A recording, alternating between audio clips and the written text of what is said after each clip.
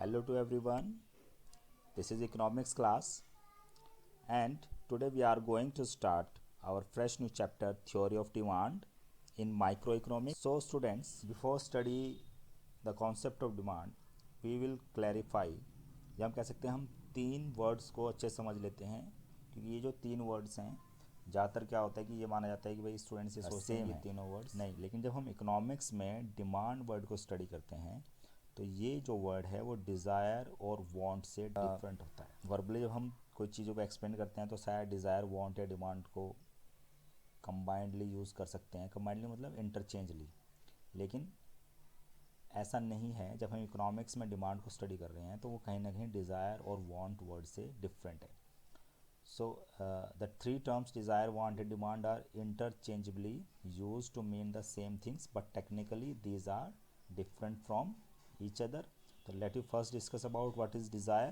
Just a wishful thinking as a person does not have money to buy a commodity. तो ये सिर्फ एक wish है कि भाई हाँ वो चीज़ मेरे पास होती है ना। तो इस कंडीशन में क्या है कि पर्सन के पास बिल्कुल भी मतलब उसके पास मनी है ही नहीं, लेकिन वो क्या है भाई चाहता है कि हाँ भाई मैं यार एरोप्लेन में जाता, या मेरे पास एक बड़ी कार होती, या मेरे पास एक बड़ा फ़ोन होता। तो these all are thinking are. अब इस कंडीशंस में इंडिविजुअल के पास मनी नहीं है तो हम कहेंगे डैट इज़ अ डिज़ायर। वो क्या है, सिर्फ डिज़ायर है। सेकेंडली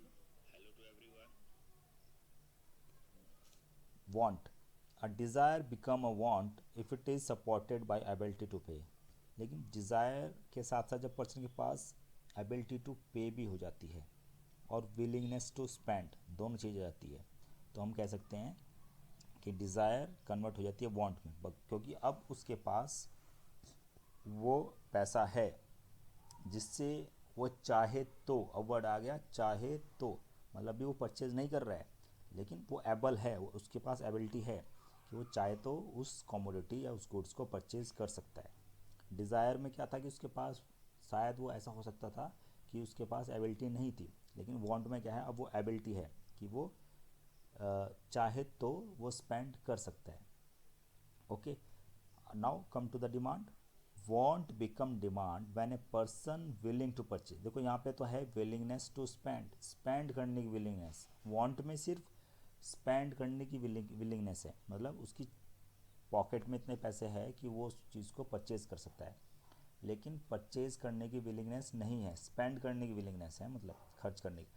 तो डिमांड कब होगी, जब उसके पास, जब उसको विलिंगनेस हो परचेज करने की कमोडिटी को in a market at a particular price and a given period of time, किसी पर्टिकुलर प्राइस के ऊपर और एक किसी particular given period of time के ऊपर।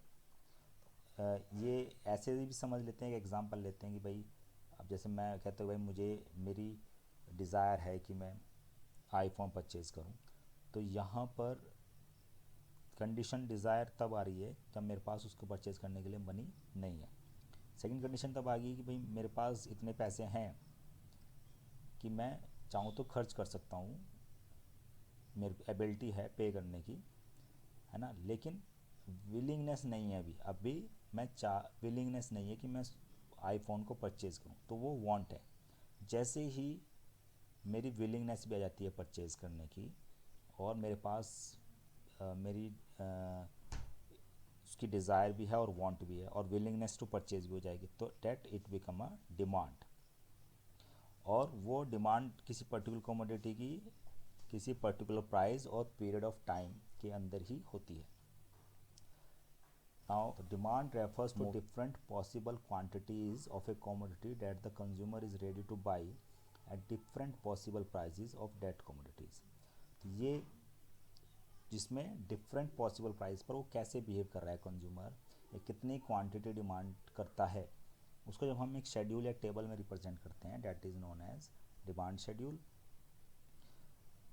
Now quantity demanded refers to a specific quantity to purchase against a specific price of the commodity. तो एक स्पेसिफिक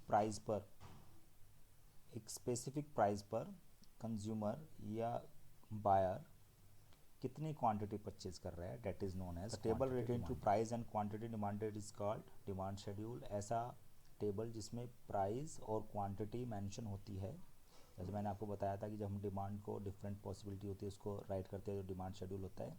तो ऐसे जो जहाँ पर ऐसी टेबल्स में प्राइस और क्वांटिटी दोनों गिवन होती है तो वो डिमांड शेड्यूल कहलाता है। हम जो स्टडी करने वाले हैं वो दो तरह के डिमांड शेड्यूल स्टडी करें, एक तो इंडिविजुअल कंज्यूमर कैसे डिमांड क्रिएट करता है या कैसे बिहेव करता है डिमांड शेड्यूल में, और एक मार्केट डिमांड, किसी गुड्स की होल मार्केट में क्या डिमांड है। First we study the individual demand schedule. तो आप अगर पहले डेफिनेशन से पहले हम ये समझते हैं, देखिए आप यहाँ पर प्राइस, ये जो टेबल है इसमें दो चीज़ गिवन है, प्राइस एक्स कोई कमोडिटी है इसको हम स्टडी कर रहे हैं, और क्वांटिटी डिमांडेड ऑफ एक्स। तो क्वांटिटी को शो कर रहा है और प्राइस को। तो ऐसी टेबल जो प्राइस और क्वांटिटी को शो करे वो कहलाती है डिमांड शेड्यूल। और ये क्योंकि हम एक इंडिविजुअल कंज्यूमर या बायर का बिहेवियर को स्टडी कर रहे हैं, है ना, किसी पर्टिकुलर कमोडिटी को लेके, तो ये कहलाएगा इंडिविजुअल डिमांड शेड्यूल। यहाँ पर इसमें शेड्यूल में उस कमोडिटी का प्राइस 10 रुपीज़ है तो कंज्यूमर या बायर जो है 5 यूनिट्स परचेज करता है।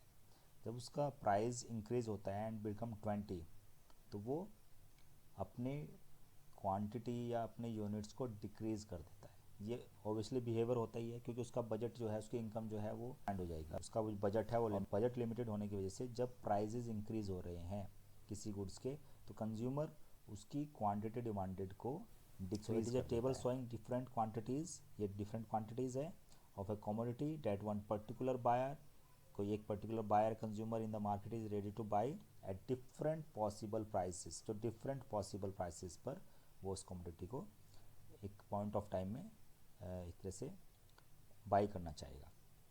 नाउ सेकेंडली होता है डिमांड मार्केट। तो it is a table showing different quantities of a commodity that the all buyers, ये ऑल बायर्स होते हैं जिनकी डिफरेंट इनकम होती है तो वो डिफरेंट तरीके से बिहेव करते हैं। तो ये कंबाइंड डिमांड है, it is showing the combined demand. The market are ready to buy at different possible price of the commodity at a point of time. तो ये प्राइस वाला वही फर्स्ट कॉलम है, इसमें 10, 20, 30, 40 दी हुई है। ये हम quantity demanded by X by A, और ए कोई पर्सन को लिया हुआ है तो ये इस तरह से बिहेव कर सकता है। जब 10 है तो 8 यूनिट्स परचेज करता है, जब 20 जाएगा तो फिर वो डिक्रीज़ कर देगा 6, 4, 2।